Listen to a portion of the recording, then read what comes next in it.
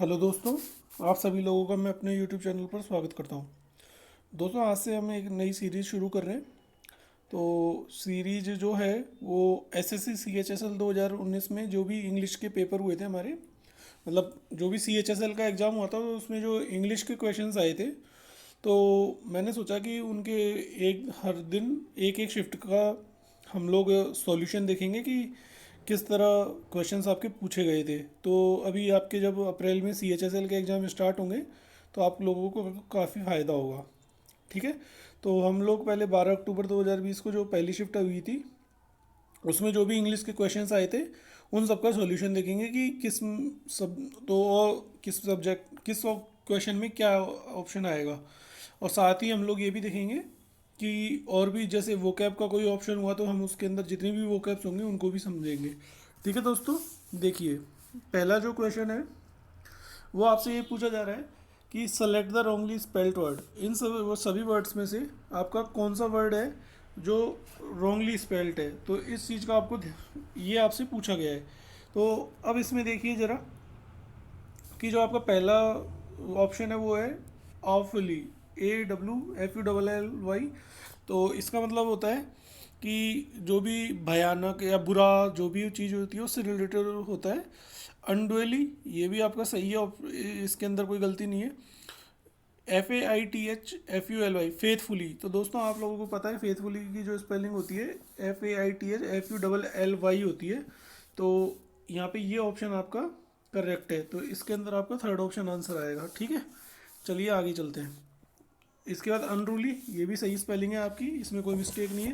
तो इस तरह आपका जो पहले ऑप्शन का जो आंसर है, क्वेश्चन का जो आंसर है वो आपका थर्ड ऑप्शन है। ठीक है, अब आगे देखते हैं। चलिए, select the most appropriate synonym of the given word. तो आपसे ये पूछा गया है कि जो वर्ड दिया हुआ है एसर्ट, एसर्शन, इसका आपको क्या बताना है सिनोनिम। तो देखो, एसर्ट का मतलब होता है कि कोई भी अभिकथन करना या कोई घोषणा करना टाइप, मतलब किसी ने कोई स्टेटमेंट दिया तो वो एक चीज़ होती है। ठीक है। तो यहाँ पर आप देखिए कंटिन्यूएशन यानी कोई भी चीज़ का लगातार होना, रिजेक्शन यानी मतलब किसी भी चीज़ को रिजेक्ट करना, मना कर देना, डिस्कशन वार्ता, और डिक्लेरेशन यानी घोषणा। तो यहाँ से इसका जो करेक्ट आंसर है वो आपका फोर्थ ऑप्शन होगा, डिक्लेरेशन। मुझे लगता है आप लोगों को ये बात समझ में आ गई होगी अच्छे से। ठीक है, चलिए आगे चलते हैं। इसके बाद आपका है ईडीएम। तो दोस्तों यहाँ पे ईडीएम आपसे पूछी गई है सेलेक्ट द कि अप इन आर्म्स। तो अप इन आर्म्स का मतलब होता है एंग्री अबाउट समथिंग। तो दोस्तों इसको याद करने का तरीका देखो, मैं आपको बता देता हूँ इसका याद कैसे करेंगे। कि जैसे अप इन आर्म्स है कि जैसे किसी हमने किसी व्यक्ति के हाथ ऊंचे करा दिए, मतलब हम क्लास में जैसे किसी स्टूडेंट को सजा देते हैं तो हम कहते हैं ना आर्म्स आप कर लो, अपनी हाथ ऊपर कर लो। तो अब जब वो उसको हम बोलेंगे तो उसको गुस्सा आएगा, ऑफिस सी बात है। तो आप उस तरह याद रख सकते हैं कि angry about something. Up in arms का मतलब ये होता है। ठीक है, तो अब आगे चलते हैं हम लोग फोर्थ क्वेश्चन पे। देखिए फोर्थ क्वेश्चन आपका क्या है, हमको correct passive form of the given sentence. तो हमको पैसिव में कन्वर्ट करना है। तो सेंटेंस दिया हुआ है आपका, the police beat a number of protesters last night. मतलब पुलिस ने लास्ट नाइट बहुत सारे प्रोटेस्टर्स को पीटा। तो देखो दोस्तों यहाँ पे बीट जो आपकी वर्ब की फॉर्म दी हुई है, पहले आप ये पता करो कि ये कौन से सेंटेंस का वाक्य है। तो आपको पता है कि जो लास्ट नाइट जो आपका वर्ड होता है लास्ट नाइट, तो जो लास्ट नाइट होता है ये जो आपका आता है ये सिंपल पास्ट में आता है। इसका मतलब ये सिंपल पास्ट की एडवर्ब है, आपको पता हो तो। इसका मतलब क्या हुआ कि यहाँ पर जो वर्ब की फॉर्म आएगी वो आपकी बीट जो फॉर्म है वो वर्ब की सेकंड फॉर्म में है। इसका मतलब जो हम इसका पैसिव बनाएंगे तो जहाँ पे सब्जेक्ट होगा वो होगा ए नंबर ऑफ प्रोटेस्टर्स। तो ये एक आपका देखा जाए तो प्लूरल नाउन, प्लूरल सब्जेक्ट हो गया। तो उसके अकॉर्डिंग प्लूरल सब्जेक्ट के अकॉर्डिंग आपका वर इसमें हेल्पिंग वर्ब, और पैसिव बनाने के लिए हम वर्ब की थर्ड फॉर्म लगाते हैं बीटन। तो बीट की जो तीनों फॉर्म होती है बीट बीट बीटन होती है। ठीक है, तो इस चीज़ का आपको ध्यान रखना है। तो यहाँ पे हैज बीटन है या वर बीइंग है, और यहाँ पे जो थर्ड और फोर्थ ऑप्शन है यहाँ पर हेड बीन है। तो इसमें से कोई आंसर नहीं होगा, तो आपका थर्ड ऑप्शन राइट आंसर होगा। ठीक है, चलिए आगे चलते हैं। इसके बाद जो आपका अगला है कॉम्प्रिहेंशन। तो ये आपका क्लोज टेस्ट है। ठीक है, तो क्लोज टेस्ट को जरा हम लोग ढंग से समझेंगे कि क्लोज टेस्ट में हम किस तरह करेंगे इसको। ठीक है, आगे देखिए क्लोज टेस्ट में क्या है कि इसमें दिया हुआ है स्मार्ट। तो दोस्तों क्लोज टेस्ट को करने से का एक तरीका क्या होता है कि जब भी आप क्लोज टेस्ट करो तो पहले एक बार क्लोज टेस्ट को पूरा पढ़ लो, ताकि आपको अंदाज़ा हो जाए कि क्लोज टेस्ट आपसे किस बारे में बात करना चाहता है। तो इसमें ये दिया हुआ है smartphones have become an essential part of our life and their usage is now impacting human behaviour. मतलब ये है कि स्मार्टफोन जो है हमारी लाइफ का एक इम्पोर्टेंट पार्ट है, ये बन चुका है, मतलब हैव बिकम है इसेंशियल यानी ज़रूरी, ठीक है। In their usage is now impacting human behaviour, मतलब जो, और ये इसका जो यूज़ है, अब वो कैसा यूज़ है वो ऑप्शन से हमको पता चलेगा, जो कि हमारे ह्यूमन बिहेवियर मतलब हमारे मानव व्यवहार को क्या कर रहा है, ये प्रभावित कर रहा है। इम्पैक्ट मतलब प्रभावित कर रहा है। तो इसका कैसा यूज़ हमको प्रभावित कर रहा है वो हम आपको देखेंगे। We need to think about digital detox, we need to blank think about, हमें इसमें विचार करने की ज़रूरत है। Yes the concept of disconnecting with virtual world is not just a fad, it is need of the hour today। तो मतलब जो क्या है कि हमें वर्चुअल वर्ल्ड मतलब जो ये आभासी दुनिया बन गई है, कौन सी दुनिया, स्मार्टफोन्स की दुनिया, इससे अलग होने की नीड है। तो और ये इस वक्त की डिमांड है। The global brand director of the smartphone Vivo in his speech nudged all smartphone users, कि जो global brand director of the smartphone Vivo, Vivo company के जो ब्रांड डायरेक्टर हैं, उन्होंने अपनी एक स्पीच थी जिसमें उन्होंने स्मार्टफोन यूजर्स के लिए कुछ विचार कहे अपने, जो भी थे, कि a step backward and think, ठीक है। He said let mobile and please to be closer and nearer to our love ones. तो उन्होंने कहा कि भाई आप अपने फ़ोन के लिए जो भी ऑप्शन होगा, एंड प्लीज प्लेज, प्लेज यानी होता है कि उन्होंने अनुग्रह किया, आग्रह किया, to be closer and nearer to our loved ones, कि आप अपने जो भी हमारे फैमिली के जो प्यारे लोग हैं, मतलब जो हमारे जो हमसे प्यार करते हैं, हम उनके ज़्यादा क्लोज रहें बजाय स्मार्टफोन्स के। तो अब हम देखते हैं ज़रा इनके ऑप्शंस। तो देखिए पहला कह रहा है कि इसमें smartphones have an essential part of our life and their usage. तो कैसा यूज़ होना चाहिए, तो दोस्तों देखो आपको पता होगा यूजेज एक नाउन है, उपयोग। तो नाउन को क्वालिफाई करने के लिए हमारे को एडजेक्टिव चाहिए। तो यहाँ पर एक्सेसिव आएगा, क्योंकि एक्सीडिंगली आपका एडवर्ब हो गया, और एक्सीडिंग आपका एक तरीके से जेरेंड होता है, तो जेरेंड यहाँ पर आएगा नहीं, और एक्सीड आपकी वर्ब हो गई। तो हमको यहाँ चाहिए एडजेक्टिव, तो आपका सेकंड ऑप्शन हो गया एक्सेसिव। तो आपको समझ में आ गया होगा यहाँ पे क्या आंसर आएगा, एक्सेसिव। इसके बाद देखिए आपका जो अगला अगला अगले ऑप्शन में, अगले इसमें क्वेश्चन में क्या आएगा, वी नीड टू। तो हमें किस तरह सोच, तो देखो दोस्तों यहाँ पे थिंक के पहले हमको एक एडवर्ब चाहिए, क्योंकि थिंक एक वर्ब है, तो वर्ब को क्वालिफाई करने के लिए हमको एडवर्ब चाहिए। तो हम यहाँ लेंगे सीरियसली, ठीक है। तो ये ऑप्शन आ जाएगा इसके अंदर। आगे चलिए, इसके बाद हमसे पूछ रहा है कि we need to think seriously think about digital detox, yes the concept of disconnecting with. तो दोस्तों देखो यहाँ पर क्या ऑप्शन आएगा, डिस्कनेक्टिंग विद पूछ रहा है कि हमको किससे अलग होने की बात कर रहा है ये, कि यहाँ पे ऑप्शन देखो, the, the, sorry, the, any, many, a. अब देखो दोस्तों मैन वर्चुअल वर्ल्ड हो गया, एक सिंगुलर है, तो यहाँ मैनी तो आएगा नहीं, नेगेटिव वाक्य है नहीं, तो एनी भी नहीं आएगा, क्योंकि एनी का जो यूज़ होता है वो हम नेगेटिव सेंटेंस में करते हैं, और ए और दा में से यूज़ करना। अब देखो दोस्तों जो यहाँ बात हो रही है वो वर्चुअल वर्ल्ड की, आप स्मार्टफोन्स की वर्चुअल वर्ल्ड की बात हो रही है, तो ये एक फिक्स हो गया, निश्चित प्रोनाउन, सॉरी निश्चित नाउन हो गया। तो इसलिए हम किसका तो हम यहाँ पे आर्टिकल दा का यूज करेंगे, ठीक है।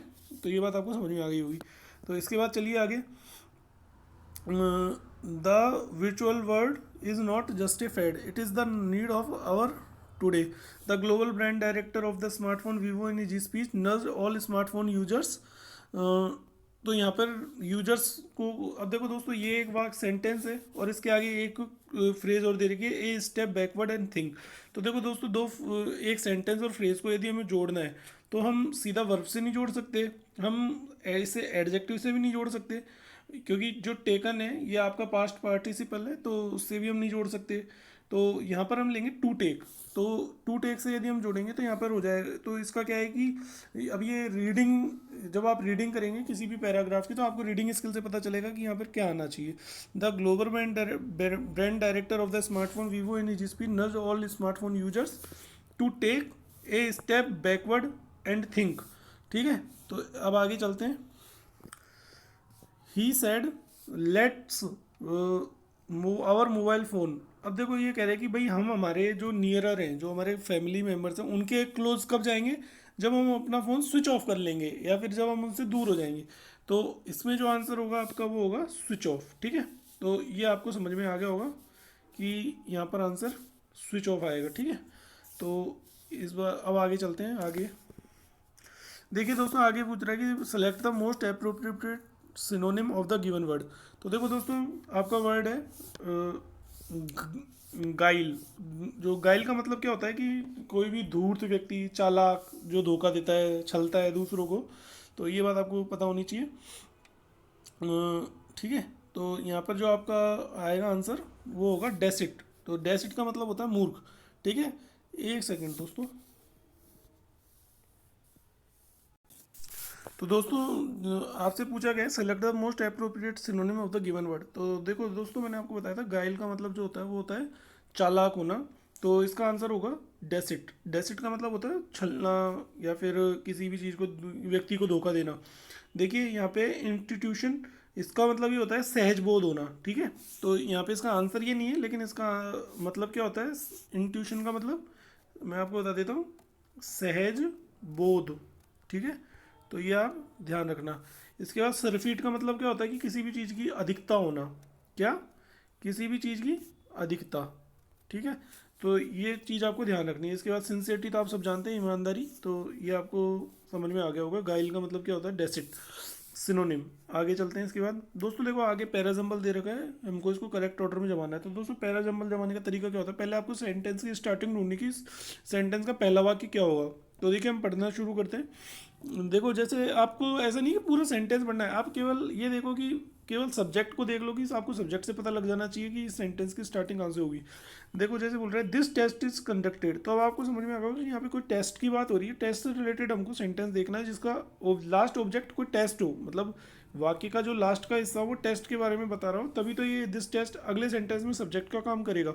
तो ये चीज़ ध्यान रखनी है। इसके बाद देखो each of these specific skills, मतलब ये भी नहीं है ऐसा कौन सी स्किल्स दीज ये पूछ रहा है। It is a fully automated, it is से स्टार्ट हो रहा है, इसका मतलब यहाँ पे कुछ भी नहीं है, मतलब यहाँ पे हमको स्टार्टिंग नहीं मिल रही है। अभी लास्ट ऑप्शन पढ़ते हैं। The regional transport office of Delhi have recently introduced the new driving test. तो अभी यहाँ से आपको पता लग गया कि जो दिल्ली का आरटीओ ऑफिस है, रीजनल ट्रांसपोर्ट ऑफिस, तो उसने क्या है कि एक न्यू ड्राइविंग टेस्ट लॉन्च किया है फिलहाल, जो सॉरी उसने स्टार्ट किया है। ठीक है, तो ये आपको पता चल गया। डी से आपके सेंटेंस की स्टार्टिंग है। वो ऑप्शन देख लो एक बार। तो आपका पहला और थर्ड, तीसरा जो ऑप्शन है उसमें एक तो डी इसमें है और एक थर्ड में है। तो इसका मतलब डी के बाद या तो बी आएगा या ए आएगा। अब आपको देखना है कि क्या आएगा। तो देखो डी के बाद क्या है कि ये पूछ रहा है कि द न्यू ड्राइविंग टेस्ट। तो अब टेस्ट से रिलेटेड जो आपका ऑप्शन है वो ए ऑप्शन है, दिस टेस्ट। तो आपको ज़्यादा पढ़ने की जरूरत नहीं है, आपको पता लग जाएगा कि पहले का जो वाक्य है डी होगा, उसके बाद आपका ए होगा। तो आपका थर्ड ऑप्शन करेक्ट आंसर हो गया। ठीक है, चलिए आगे चलते हैं। इसके बाद आपसे ये पूछ रहा है कि एक सेकंड, इसके बाद जो आपसे पूछ रहा है वो है correct indirect form of the given sentence. मतलब आपको इनडायरेक्ट फॉर्म में चेंज करना है, डायरेक्ट सेंटेंस दे रखा है ही आस्क्ड, तो इसमें कोई चेंज होगा नहीं। ये क्वेश्चन मार्क क्वेश्चन मतलब प्रश्नवाचक वाक्य है आपका, इंट्रोगेटिव सेंटेंस। तो आपको पता है कि प्रश्नवाचक को जब हम रिपोर्ट इसको इनडायरेक्ट स्पीच में बदलते हैं तो हम इसको सिंपल वाक्य में बदलते हैं। तो उसके लिए पहले हम क्या करेंगे, पहले सब्जेक्ट लेंगे और उससे पहले हम कनेक्टिव वर्ड लगाएंगे। तो यहाँ कनेक्टिंग वर्ड जो आपको पता है कि यदि आपका डब्ल्यू एच वर्ड होता है तब तो हम कोई कनेक्टिंग वर्ड यूज़ नहीं करते। तो यहाँ पे डब्ल्यू एच वर्ड नहीं है, यहाँ पे डू यू सिंपल आपको दे रखा है। तो इसका मतलब यहाँ पर कनेक्टिंग वर्ड जो होगा या तो वो इफ़ लेंगे या वेदर लेंगे, ये बात सबको पता है। तो ही आस्क्ड, तो देखो दोस्तों आपको पता है कि ही asks me, he had asked और ही इज आस्किंग। तो आपको पता है सीधा आंसर आपको सेकंड ऑप्शन है। और आगे देख लो जो भी है इसके अंदर। तो डू यू अटेंडेड, तो आपको पता है कि V1 आ गई, तो उसको हम चेंज कर देंगे डू और अटेंड को मिलकर करके हम सेकंड फॉर्म ऑफ वर्ब में चेंज कर देंगे अटेंडेड। तो आपका ये आंसर हो जाएगा। ठीक है, चलो आगे चलते हैं। इसके बाद है आपको ये पूछ रहा है, if the video clip of the murder had not been shared on social media, यदि जो वीडियो क्लिप मर्डर की शेयर नहीं होती सोशल मीडिया पर, the world would likely have remained of the tragedy. तो वर्ल्ड जो हमारी दुनिया है, वर्ल्ड जो को क्या नहीं पता चलता, अनअवेयर होता है वर्ल्ड, मतलब वर्ल्ड को क्या नहीं होता, उस ट्रेजडी के बारे में पता नहीं होता। तो यहाँ पे क्या आएगा, have remained unaware of the tragedy, ठीक है। तो अनकन्फर्म्ड, रीनाउंड, रिकॉग्नाइज, बाकी ऑप्शन नहीं होंगे, यहाँ अनअवेयर आएगा, ठीक है। चलिए आगे चलते हैं। आगे पूछ रहा है आपको, group of means the same, तो means the same as the group of the words given, मतलब आपको ये वन वर्ड है तो आपको एक वर्ड बताना है, इसके लिए कौन सा सही होगा। समथिंग दैट इज जेन्युइन, तो सबको पता है कि जो ऑथेंटिक चीज़ होती है वही जेन्युइन होती है, सरल। Unreal, academic, majestic. अनरियल अवास्तविक, एकेडमिक शैक्षणिक, और जो मैजेस्टिक होते हैं मतलब राजसी लोग जो होते हैं उससे लिए मैजेस्टिक होता है, ठीक है। तो यहाँ पे आपका जो आंसर होगा ऑथेंटिक होगा। आगे चलिए, आगे जो आपका सेंटेंस है वो पूछ रहा है आपसे एरर, कि यहाँ पर एरर क्या है। तो यहाँ पे देखिए, when I met Akbar Padamsee one of a pioneers of the Indian art. देखो पियोनियर का मतलब क्या होता है, अग्रणी, किसी भी चीज़ के क्षेत्र में अग्रणी होता है उसको पियोनियर बोलते हैं, ठीक है। He was 87 but still alert and active.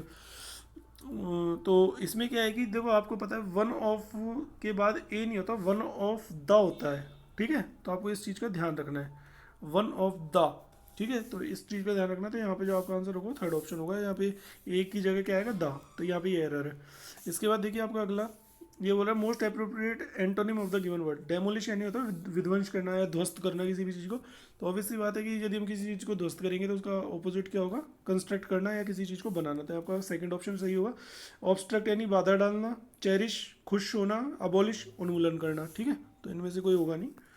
आगे देखिए, स्टर अप ए ऑर्नेस्ट नेस्ट। तो देखो इसका मतलब क्या है कि जैसे कोई ऑर्नेस्ट नेस्ट का मतलब क्या, देखो इसका ऐसे समझो, स्टर अप मतलब होता है हलचल करना, ठीक है। और ऑर्नेस्ट नेस्ट मतलब, नेस्ट मतलब घोंसला, ऑर्नेस्ट मतलब है कि कोई चीज, मतलब जैसे मधुमक्खी का घोंसला हो गया या फिर कोई सी भी चीज़ का घोंसला हो गया, उसमें यदि हमने जैसे हलचल मचा दी या कोई पत्थर फेंक दिया तो उसमें हलचल मच गई, इसका मतलब क्या हुआ कि हमने प्रोवोक ट्रबल, मतलब हमने क्या किया कि जो परेशानी थी उसको और बढ़ा दिया, भड़का दिया, मतलब जो भी सिचुएशन थी उसको हमने क्या कर दिया, भड़का दिया। प्रोवोक यानी क्या होता है, भड़काना। तो इस चीज़ का ध्यान रखना, तो इसका आंसर ये हो जाएगा, ठीक है। आगे चलते हैं। इसके बाद देखिए, it is reported that every day India witnessing the death of over 2000 babies aged less than 1 year. तो दोस्तों ये सेंटेंस इंप्रूवमेंट है। यहाँ पे हमसे पूछ रहा है कि यहाँ पे जो इंडिया विटनेसिंग द डेथ जो है इसमें क्या इंप्रूवमेंट होगा। देखो दोस्तों, that every day India witnessing, तो अब आपको पता है कि ये आपका सब्जेक्ट है इंडिया, तो यहाँ पर इसके बाद क्या आएगी, वर्ब। तो अब देखो यहाँ पे आपको क्या दे रखा है, जेरेंट दे रखा है एक तरीके से, तो ये कभी ये नहीं आएगा, तो यहाँ आएगा इंडिया, एक आपका सिंगुलर नाउन है, तो उसके अकॉर्डिंग आपका आएगा विटनेसेस। तो इंडिया विटनेसेस द डेथ, तो आपका यहाँ पे फोर्थ ऑप्शन होगा, ठीक है। चलिए आगे चलते हैं।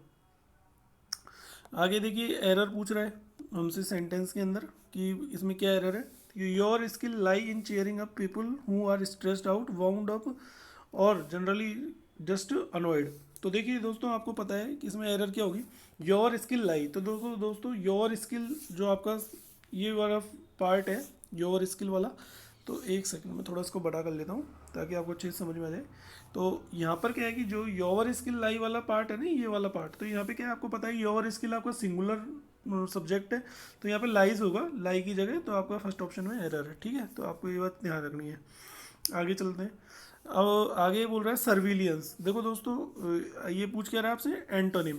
तो सर्विलियंस वर्ड है। सर्विलियंस क्या होता है कि किसी भी चीज़ की निगरानी करना, चौकसी करना, तो उसका एंटोनिम क्या हो जाएगा, नेग्लेक्ट करना, ठीक है। तो नेग्लेक्ट करना आपका फर्स्ट ऑप्शन इसका आंसर हो जाएगा। इसके बाद है आपका अटैक करना, अटैक यानी भी आक्रमण करना, विजिलेंस यानी भी निगरानी करना, एंड्योरेंस यानी प्रयास करना, ठीक है। चलिए आगे चलते हैं। इसके बाद है आपसे पूछा हुआ है, मतलब वन वर्ड है, that which is no longer useful, मतलब लंबे समय तक जो हमसे कोई चीज़ उपयोगी नहीं है, मतलब जो चीज़ उपयोगी नहीं है इसका मतलब क्या है, वो हमारे लिए अनावश्यक है, तो उसका मतलब होता है रिडंडेंट। रिडंडेंट यानी फालतू कोई भी चीज़, अबंडेंट यानी प्रचुरता, रिलक्टेंट यानी अनिच्छुक, और डोमिनेंट यानी प्रभाव, किसी भी चीज़ को एक तरीके से हम क्या करते हैं, डोमिनेंट का मतलब क्या करते हैं कि प्रभुत्व स्थापित करना किसी भी चीज़ पर। ठीक है, तो आपका आंसर क्या हो जाएगा, रिडंडेंट। चलिए आगे चलते हैं। Select the Rongli spelt word. तो इसमें क्या होगा, पॉपुलरली, सिंसियरली, बेगरली और जोकुलरली। तो देखो पॉपुलरली यानी लोकप्रियता, ये सही है आपका।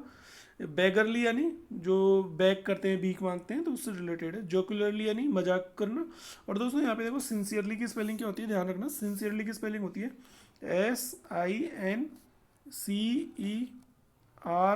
SINCERELY। ठीक है, ये आपकी सिंसियरली की स्पेलिंग होती है, सिंसियरली यानी ईमानदारी पूर्वक। तो आपका सेकंड ऑप्शन इसका आंसर होगा। ठीक है, चलिए आगे चलते हैं। आगे ये है आपका फिलिंग द ब्लैंक, मतलब आपको इसमें फिल करना है। पदम से worked like a mathematician and was it true who experimented with numerous mediums. तो देखो यह है कि पदमसे ने एक मैथमेटिशियन की तरह वर्क किया, मतलब जो भी काम ही किया। And was it true visionary, मतलब एक काम, एक मैथमेटिशियन की तरह काम किया। इसका मतलब क्या होगा, वो विजनरी, जो सच्चा क्या था, विजनरी, मतलब उसकी कल्पना बड़ी अच्छी थी, जिसके कारण वो क्या कर पाया, बहुत सारे न्यूमरस मीडियम्स, मतलब बहुत सारे मतलब अलग अलग प्रकार के माध्यमों के जो क्या कर पाया, वो एक्सपेरिमेंट कर पाया। तो यहाँ पे विजनरी आएगा। ठीक है, लिटरेरी यानी साहित्यिक। तो साहित्यिक होने से कोई एक्सपेरिमेंट नहीं होगा, उसके एक्सपेरिमेंट के लिए एक विजनरी होना चाहिए। ठीक है, एडवर्सरी, एडवर्सरी यानी विपरीत। वॉल्यूंटरी यानी स्वैच्छिक। ठीक है, तो इससे कोई आपको होगा नहीं। इसके बाद देखिए, Lenovo has launched ThinkPad 11 fold, the world's first foldable laptop which is claimed to be so durable as its other device. तो देखो दोस्तों, आपको एक बात ध्यान रखनी है, एक नियम होता है सो एज और एक होता है एज। तो ये आपके कंजक्शन में आता है कि क्या होता है कि जो सो एज और एज में फ़र्क इतना सा होता है कि जो सो एज होता है ना, वो आपका नेगेटिव सेंटेंस में यूज होता है। ठीक है, और जो एज यूज होता है वो पॉजिटिव सेंटेंस में यूज होता है। तो और इसका, तो यहाँ पे क्या लिखा हुआ है कि लीनोवो ने अपना जो भी थिंक पैड 11 है वो लॉन्च किया है, और वर्ल्ड का सबसे पहला फोल्डेबल लैपटॉप है, यह क्लेम किया गया है, विच इज़ टू बी। तो ये पॉजिटिव सेंटेंस है, इसलिए यहाँ पे क्या होगा, as durable as, to be as durable as, यहाँ पे आपका फर्स्ट ऑप्शन होगा। ठीक है, तो तो कितना तो उतना ही ड्यूरेबल होगा जितना कि अदर डिवाइसेज हैं। ठीक है, तो यहाँ पे आपका फर्स्ट ऑप्शन होगा। चलिए आगे चलते हैं। इसके बाद दोस्तों देखिए, आपका ये पैराजम्बल है। तो पैराजम्बल में क्या है कि the most well known among them is the purple frog needing immediate protection. देखो दोस्तों, पहले हमको वही सेंटेंस ढूंढना है कि स्टार्टिंग कहाँ से होगी। तो यहाँ पे आपको पता है कि यह बात हो रही है कोई वेल अमंग, मतलब किसी चीज़, मतलब कुछ में से किसी की बात हो रही है, कोई वेल नोन जो भी पर्पल फ्रॉग है, मतलब फ्रॉग यानी मेंढक, उसकी बात हो रही है। The secret life of frogs is the first ever film on the amphibians of India. देखो दोस्तों, यहाँ से हो सकता है इस सेंटेंस की शुरुआत हो, लेकिन हमको एक बार आगे देखना पड़ेगा। The film has been shot extensively, it it showcases unique species of a frogs. तो देखो दोस्तों, आपको समझ में आ गया होगा, यहाँ सेंटेंस की शुरुआत बी से होगी। तो इसमें क्या लिखा हुआ है, the secret life of the frogs is the first ever film on the amphibians of the India. Amphibian कौन से होते हैं, जो मतलब धरती पर भी रहते हैं और जल पर भी रहते हैं। ठीक है, उभयचर जिनको बोलते हैं वो एम्फीबियंस होते हैं। तो ये बात ध्यान रखना है।